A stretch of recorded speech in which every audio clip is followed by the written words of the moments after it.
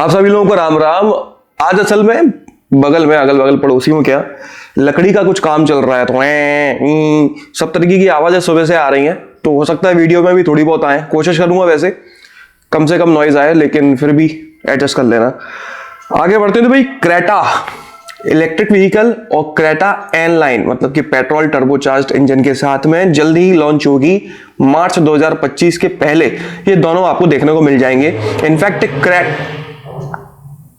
In fact Creta N line जो है उसको तो उसकी टीवीसी जल्दी ही आने वाली है, तो पहले एन लाइन आएगी और उसके बाद में इलेक्ट्रिक व्हीकल।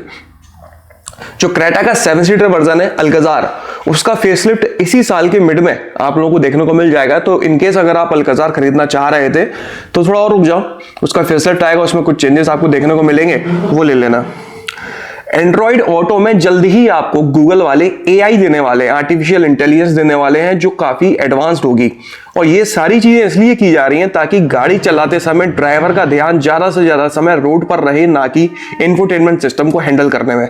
इसलिए कुछ इस तरह से काम करेगा ये एआई की। इनकेस अगर जैसे फॉर एग्जांपल मान लो कि अगर आपके किसी दोस्त का है ना मैसेज आता है कि भाई कब तक पहुंचेगा, कब तक यहां तक पहुंचेगा, तो वो एआई ऑटोमेटिकली आपकी लोकेशन से ये बता देगा कि जो आपका दोस्त पूछ रहा है वो लोकेशन कितनी दूर है और एस्टिमेटेड टाइम कितना लगता है, और ऑटोमेटिकली इसको रिप्लाई कर देगा इतनी देर में आ पाएंगे। इस तरह से एआई काम करेगा। तो भाई जो लोग अपनी लोकेशन छुपाते रहते हैं वो लोकेशन बंद करके रखना, वरना पता चल जाएगा आप कहां पर हो। पहली बार इंडिया में अभी तक ऑटोमोबाइल मार्केट में आप लोगों ने एक कॉमन चीज देखी होगी कि जितनी भी फैक्ट्री फिटेड सीएनजी गाड़ियां आती हैं उनमें सिर्फ और सिर्फ मैनुअल ट्रांसमिशन होता है, ऑटोमेटिक नहीं होता। लेकिन पहली बार इंडिया में आपको फैक्ट्री फिटेड सीएनजी गाड़ी में ऑटोमेटिक ट्रांसमिशन मिलने वाला है, और यह काम किया है टाटा ने टियागो और टिगोर के साथ में। जल्दी ही ये दोनों गाड़ियां सीएनजी विद ऑटोमेटिक मिलने वाली हैं। फ्रॉन्क्स मेरे ख्याल में शायद मोटा मोटा 10 या 11 महीने हुए फ्रॉन्क्स को मार्केट में आए हुए, 1 साल मान लो, और इस 1 साल में इसकी 1 लाख से भी ज्यादा यूनिट्स बिक चुकी हैं। ये माइलस्टोन इसने काफी कम समय में अचीव कर लिया है। तो फ्रॉन्क्स के जितने भी कस्टमर्स हैं और मारुति, आप दोनों की लक लक बधाइयां। ग्लोबल एनकैप के बाद में हमारा भारत एनकैप जो है वो एक्टिवेट हो गया है और कुछ गाड़ियों का क्रैश टेस्ट चल रहा है। मारुति की तरफ से भी कुछ गाड़ियां भेजी गई हैं, हालांकि मुझे एग्जैक्टली नहीं पता कि मारुति ने भेजी हैं या भारत एनकैप ने मंगवाई हैं, मुझे वो एग्जैक्ट डिटेल नहीं पता। बट 3 गाड़ियों का क्रैश टेस्ट मारुति की तरफ से हो रहा है, ब्रिजा, बलेनो और ग्रैंड विटारा। ये 3 गाड़ियों का क्रैश टेस्ट जल्दी ही आप लोगों के सामने होगा, और इन 3 के बाद में चौथी गाड़ी होगी फ्रॉन्क्स। तो देखते हैं भाई कि ग्लोबल एनकैप में तो जैसा भी परफॉर्म किया था मारुति ने, अब गाड़ियों में 6 एयरबैग्स आने लगे हैं, कई सारे सेफ्टी फीचर्स स्टैंडर्ड आने लगे हैं। तो इतने सारे सेफ्टी फीचर्स के बाद में कितनी स्टार रेटिंग्स मारुति की गाड़ियों की बेहतर हो पाई है। सिट्रन C3 का एक टॉप वेरिएंट शाइन लॉन्च किया गया है। 13.2 लाख रुपीस में ये मिल जाता है। कुछ थोड़े बहुत फीचर्स हल्के फुल्के बढ़ाए गए हैं, क्योंकि सिट्रन की गाड़ी में बहुत बेसिक फीचर्स मिलते हैं, तो खैर कोई मतलब नहीं। सिट्रन C3 एयरक्रॉस ऑटोमेटिक में आने वाली है और उसकी बुकिंग्स चालू हो गई हैं। अगर आप चाहो तो उसे बुक करा सकते हो। ये स्टैंडर्ड से 1 लाख रुपए करीब करीब महंगी होगी। टाटा कर्व आने वाली है, आप लोगों को तो पता ही है। टाटा कर्व इस साल के मिड में, या ज्यादा से ज्यादा आप कह लो कि मिड और आखिर के बीच में लॉन्च हो जाएगी। खबरें तो कुछ ऐसी हैं कि कर्व पहले इलेक्ट्रिक में आएगी और उसके बाद पेट्रोल डीजल में आएगी। कुछ लोग ये कह रहे हैं सिर्फ पेट्रोल में आएगी, ऐसा नहीं है, ये पेट्रोल और डीजल दोनों में होगी। डीजल में इसका नेक्सॉन वाला 1.5 लीटर डीजल इंजन मिला करेगा। ये कंफर्म हो गई है बात कि नेक्सॉन वाला ही इंजन आपको कर्व में देखने को मिलेगा, डीजल। ठीक है, अब उसके एग्जैक्ट पावर और टॉर्क फिगर्स क्या हैं वो और रिफाइंड किया जाता है या नहीं, ये तो खैर लॉन्च होने तक जैसे ही पता चलेगा आप लोगों को बता दूंगा। हुंडई और किया ने मिलकर एक नई टेक्नोलॉजी जो है, एक नया आविष्कार किया है इलेक्ट्रिक गाड़ियों की रेंज को बढ़ाने के लिए और हर तरह की गाड़ियों को स्टेबल बनाने के लिए हायर स्पीड्स पर। इस टेक्नोलॉजी का नाम है एक्टिव एयर स्कर्ट, जो कि आगे के दोनों टायर्स पर लग जाती है। ठीक है, ये क्या करती है टेक्नोलॉजी, 80 किलोमीटर पर आवर की स्पीड से भी ज्यादा तेज अगर आपकी गाड़ी चल रही होती है तब ये एक्टिवेट होती है, और आपकी गाड़ी अगर इलेक्ट्रिक है तो उसकी रेंज को बढ़ाने में मदद करती है। और अगर किसी भी तरह की है तो कम से कम ओवर स्पीड्स में, ओवर हाई स्पीड्स में स्टेबिलिटी प्रोवाइड करती है गाड़ी को। ये असल में जो एरोडायनेमिक्स होती है, मतलब आप गाड़ी चला रहे होते हो तो आप हवा के अपोज में जा रहे होते हो, तो हवा चारों तरफ से गाड़ी के अंदर और अगल बगल से निकल रही होती है। यही सारी चीजें डिपेंड करती हैं कि वो गाड़ी कितनी स्टेबल है, कितना माइलेज निकाल पाती है, फलाना फलाना। तो ये एरोडायनेमिक्स रेजिस्टेंस जो है उसको कम करती है टेक्नोलॉजी, जिस वजह से रेंज भी आपको ज्यादा मिल जाती है और गाड़ी ओवर स्पीड्स में स्टेबल रहती है। इसलिए एक्टिवेट भी 80 के ऊपर होती है। नेक्स्ट जनरेशन कंपास, भाई जीप वाले तो गजब है यार। 3000 करोड़ साल बाद तो इसका फेसलिफ्ट लॉन्च करा कंपास का। अब ये लोग नेक्स्ट जनरेशन लॉन्च करने के पहले कंपास इलेक्ट्रिक लॉन्च करेंगे और कंपास इलेक्ट्रिक भी 2026 में लॉन्च होगी। तो नेक्स्ट जनरेशन कंपास कब आएगी फिर?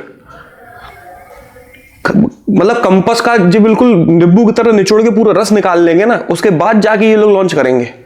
मुझे तो लगता है जब जो कंपास के ओनर्स हैं वो जब तक अपनी कंपास वापस नहीं करना शुरू कर दें ना कंपनी को, ये नया जनरेशन लाएंगे ही नहीं। गजब कर रखा यार, इतना ढीला होना अभी क्या करना। हाँ भाई, किया वाले फाइनली एक नया प्रोडक्ट इंडियन मार्केट में लॉन्च करने वाले हैं और जहां तक है अगले साल ये प्रोडक्ट लॉन्च हो जाएगा और ये प्रोडक्ट सेल्टॉस और सोनेट के बीच में आएगा। इसका नाम होगा क्लेविस। हालांकि नाम से क्या करना, नाम कुछ और भी हो सकता है, पर फिलहाल अभी की खबरों के हिसाब से इसका नाम होगा क्लेविस। इसकी टेस्टिंग चालू हो चुकी है। थोड़ा बहुत बॉक्सी शेप्ड जो है ये गाड़ी इमेजेस में लग रही है। कॉम्पैक्ट एसयूवी के सेगमेंट में ही आएगी ये गाड़ी, मतलब कि इसकी लेंथ 4 मीटर से ज्यादा होगी, लेकिन सेल्टॉस से सस्ती मिलेगी।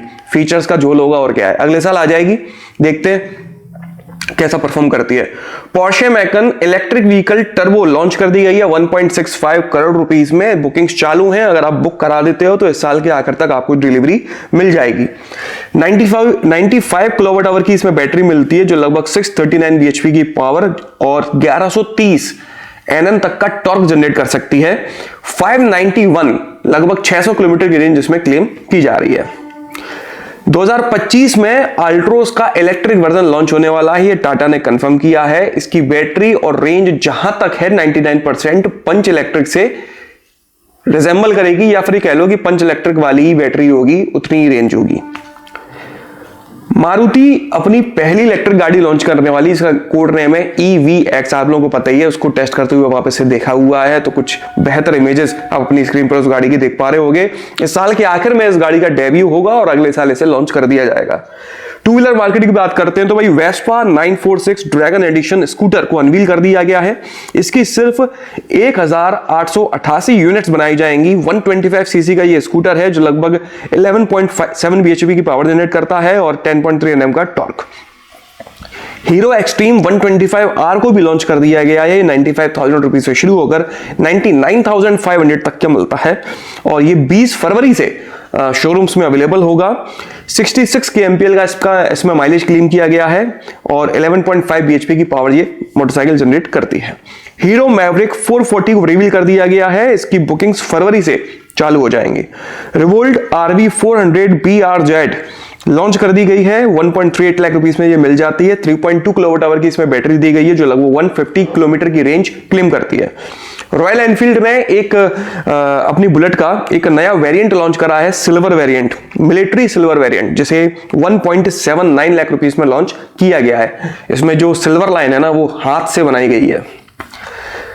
काइनेटिक लूना आया करती थी पहले, आप लोगों को याद होगा। अब वही लूना आपको इलेक्ट्रिक में मिलने वाली है और उसके लॉन्च के पहले इसको रिवील किया गया है। ये जो लूना है करीब 80,000 से 1 लाख रुपए तक की प्राइसिंग में लॉन्च होगी। बात बजट वाली नहीं है। इसकी जो डिजाइन है वो बहुत बेसिक है प्राइसेस के हिसाब से देखा जाए तो, और रेंज भी इसकी वही रहेगी एवरेज वाली। 2 किलोवाट आवर की बैटरी मिलेगी, जो लगभग 110 किलोमीटर की रेंज क्लेम करेगी। तो मेरे ख्याल में इलेक्ट्रिक टू व्हीलर के जमाने में ये जो स्पेसिफिकेशंस हैं वो थोड़े कमजोर हैं, तो लूना की बिक्री थोड़ी डाउटफुल लग रही है। तो न्यूज तो बस इस हफ्ते की बस इतनी ही थी। बाकी अगर आप अपनी गाड़ी के लिए टू व्हीलर हो या 4 व्हीलर हो कोई सस्ती और अच्छी एसेसरी खरीदना चाहते हो, तो इस वीडियो के डिस्क्रिप्शन में मैंने थोड़ी बहुत जानकारी दे रखी है उनके बारे में। आप चाहो तो वहां पर जाकर देख सकते हो, पसंद आए तो खरीद सकते हो। इस वीडियो में तो बस इतना ही। आपका दिन शुभ रहे। धन्यवाद।